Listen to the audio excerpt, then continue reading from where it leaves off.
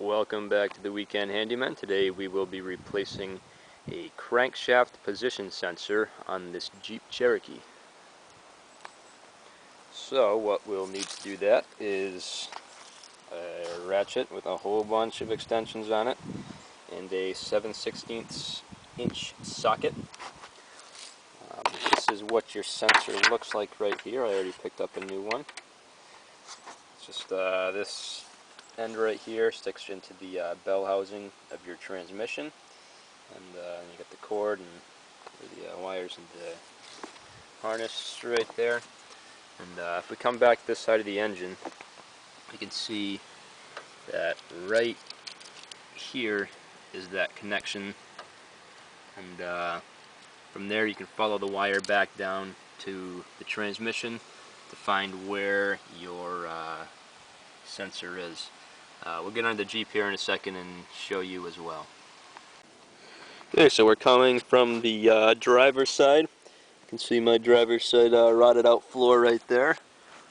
It's a good indication of where you are in the vehicle. Now, if we look up along the bell housing here, see if I can point it out to you.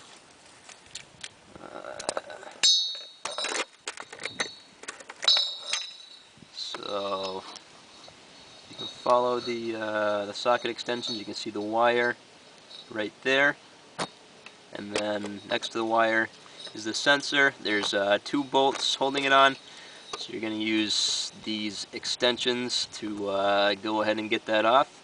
I'm going to do that right now, and be right back. Okay, so I got the both of the bolts out of the bell housing, and now the sensor is loose.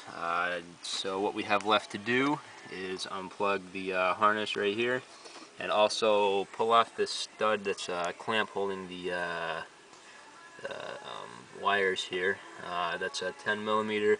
I'm just going to use a deep socket, pull that off, and then the sensor will pull right out up through the up against the firewall here, and sensor will be out.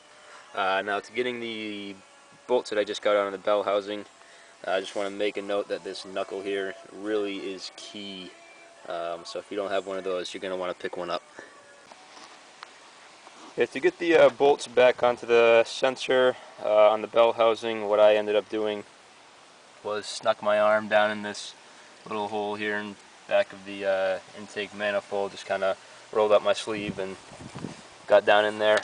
If your arms aren't quite as skinny as mine are, what you're probably going to have to do is just take your socket, maybe put a little bit of grease in there to hold the bolt in place, and then snake it back up in the same way that you had this set up to loosen the bolts.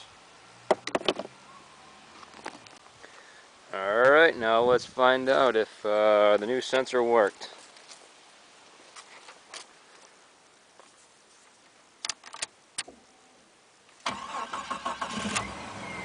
There we go.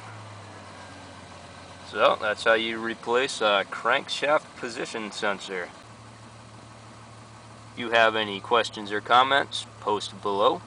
Please like and subscribe. Thanks for watching.